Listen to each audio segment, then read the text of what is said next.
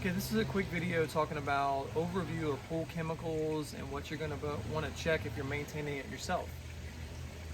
On the back of your panel, there's a list of the most common items that you're going to want to check as far as pool chemistry. They tell you the item to the left and they tell you the frequency that you're going to want to check it. The top two is chlorine and pH. You can see that they say weekly on their frequency. And that's what you're going to be checking using the blue box, what has your test drops in it.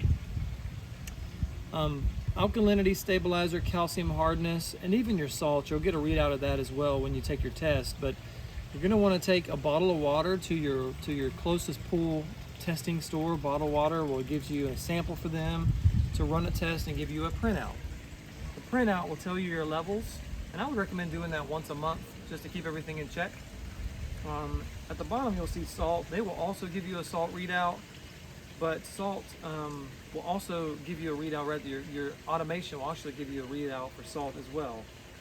And this is your tried and true chemicals that you are checking and keeping things in line.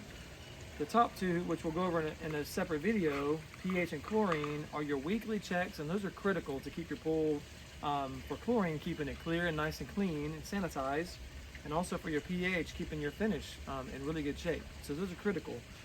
But your other chemicals that you'll see are once a month checks over here are also very important to the overall balance of how everything works together.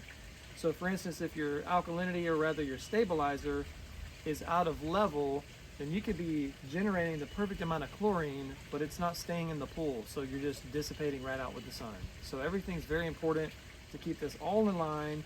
You want to stay up on this year-round. You don't want to wait all winter and then start again in the spring, because you're going to be starting from zero again and adding a bunch of chemicals. So in a separate video, I will go over your chlorine and your pH, but just as a reminder, take a bottle of water once a month and let a qualified pool company chemist check your levels and give you a printout, and they can even sell you and tell you the stuff to add while you're there.